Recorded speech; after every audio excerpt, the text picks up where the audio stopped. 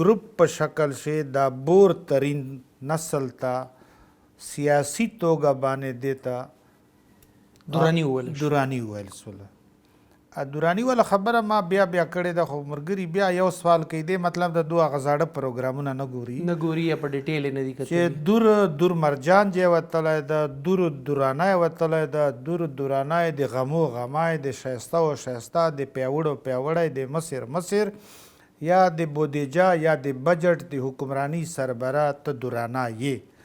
نو دا ټکی دته به طور خطاب میلاو سوی په هغه جرګه چې لږې بعد دا ټکی کلیوالو خلکو پاره یا احمدشاه ابدالي ته شهري خلکو پاره هغه احمدشاه بعد دا ټکی استعمال سولی.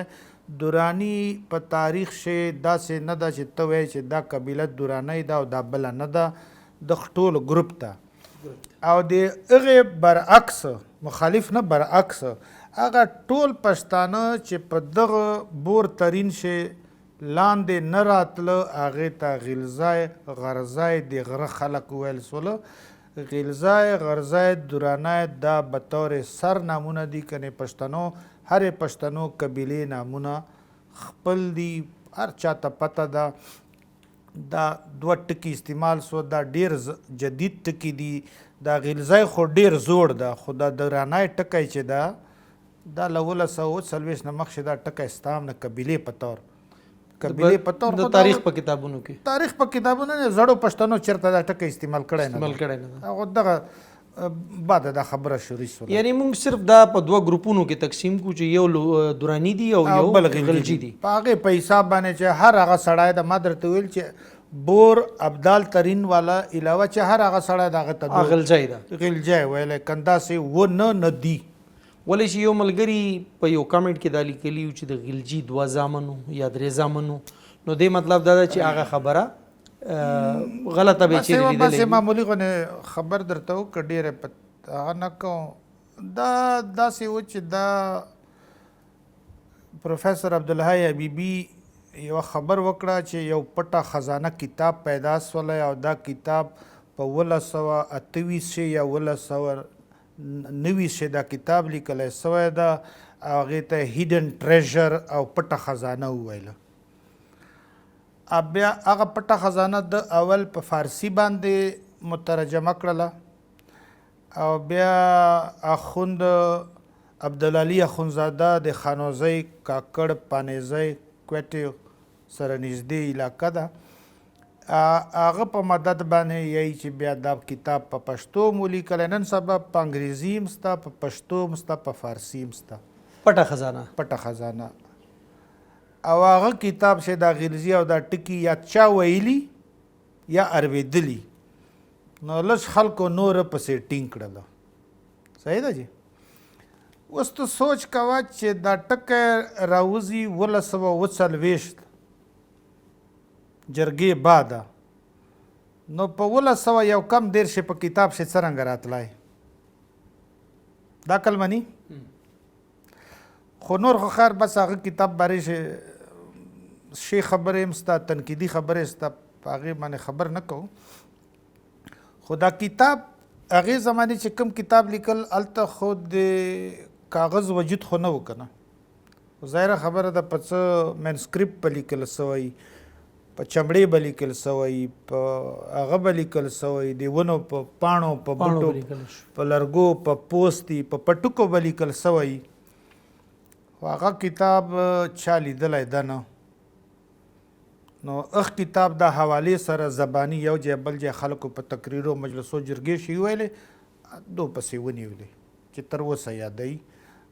دا ټوله نتیجه د ناپوهي د کم علمي په نتیجه شي کوي چې په ورسي چې دا یا غلزای ده یا دورانای، داسې خبر نسته. سر هوپفولي چې خلک به اوس پوه شي په دې باندې او بیا به دا سوال نه کوي. سر رئیس په باره کې هم که لږ وضاحت وکړي. شیر علم صاحب دا 2 کورنۍ وې، د موجوده چترال چې ورته په دې باندې حکمراني وه. نادر شاه رئیس په یې ورته ویل. په 1420 نه واخله په 1460 پورې دې کورنۍ حکمراني وه.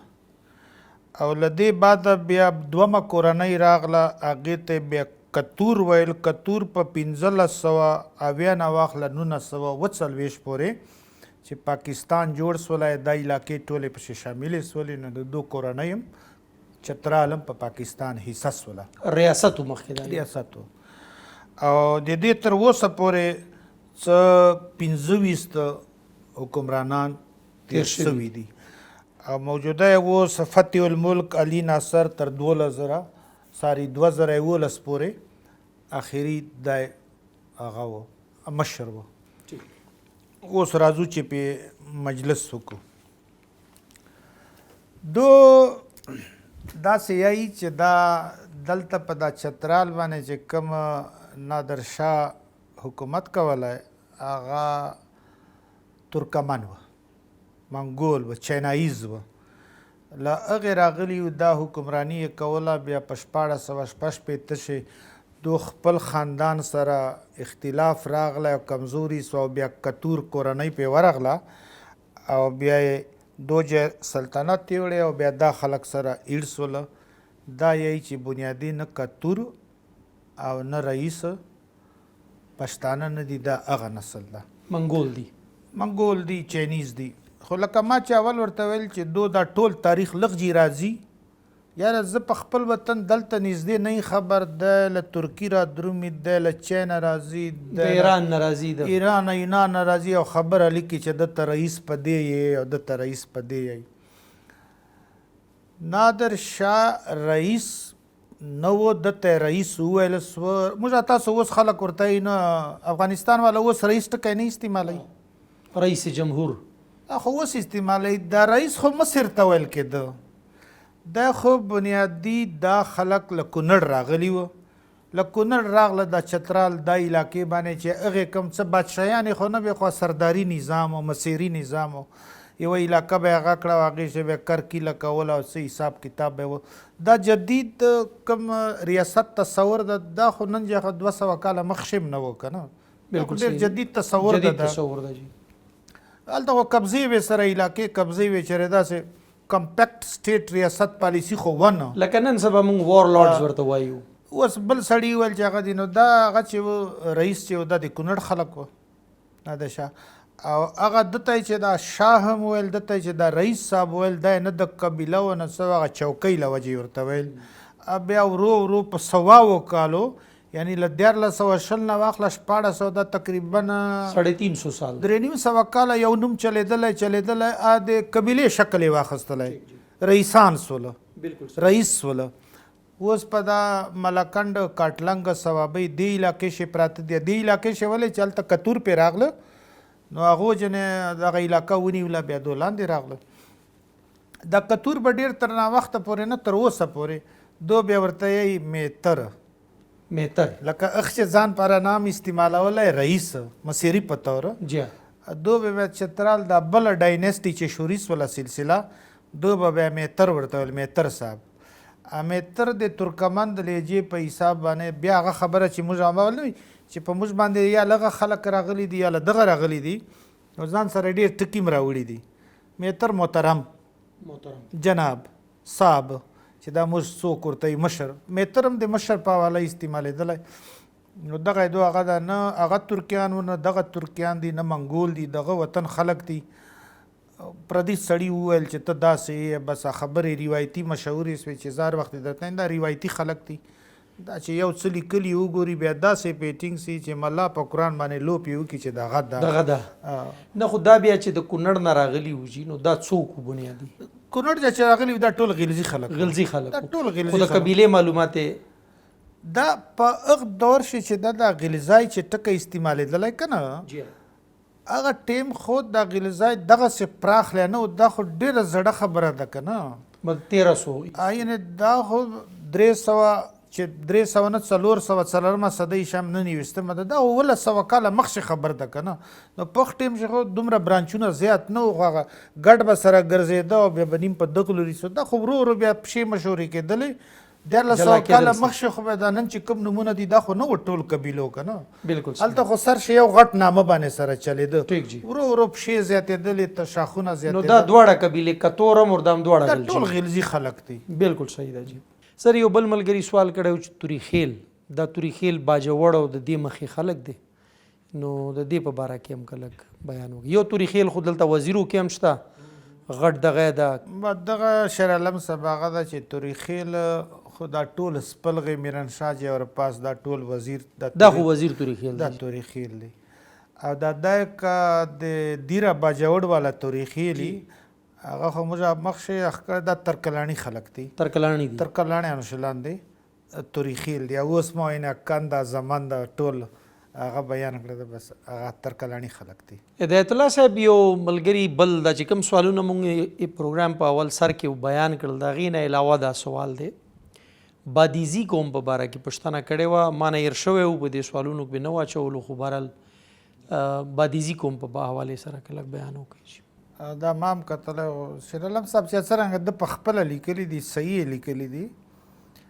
هغه چې موږ هغه ابدالي بور ترینه د دورانیانو باندې خبرې کولې بادیزای دا صحیح بادیزای په کله سیف کله عبدالله پشین چمن شي پراته دي کوټه شي پراته دي افغانستان شي پراته دي او دا د زیرک مصر زوی یا اغه شجره نسب شرازی بادیزی هم زیرک دی او په دغه ابدالیانو بور ترین دورانیانو پښه او شغټ پښه. هدایت الله صاحب یو بل سوال چا ملګری رانه مخکې کړو خو په دې لیست کې خو نو دا چې کم نن مونږ بیان کړلو اوان په باره کې دوی وایي چې اوان په د پېښور مخې دې طرف ته هم پراته دي او اوان مونږ د په پټوهار بیلټ کې هم ډېر زیات دي په مختلف علاقو کې آباد دي یو خو د لکه هغه پنجابي وایي هغه دې طرف ته چې کوم دي هغه پښتو وایي نو دا څوک دي پښتانه دي بیسیکلی که دا څوک دي چې هرم صاحب اوان یا پښتانه چې ته اوان یای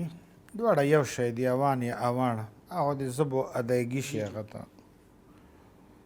اوان باری شي تر څو صدا معتبر رائے دی چې یو سړی خپل ځان ته بخپل صحیح آئی جی یو سړی ته کتاب تاریخ صحیح آئی کتاب تاریخ چې صحیح آئی او د سړی خپل ځان ته بخپل صحیح آئی هغه بنیادی طور په ډیره صحیح خبره ای کتابو شي دو بعض خلک لیکي چې اوان چې دي د عربیان دي او څوک لیکي چې دا سبکتګین البغدین محمود غزنی چې و نو دو مخشه اوان نه و نو دا به د هغو سبکتګین البغدین محمود غزنوي مرګري و نو مرګري په ټکی باندې دو ته اوان وویلی سولی اوان په ترکمان ترکی ژبې شه انګریزي هیلپر مددگار ته ویل کیږي دغسې دو ته اوان وویل سولو چې د سره هلته په دا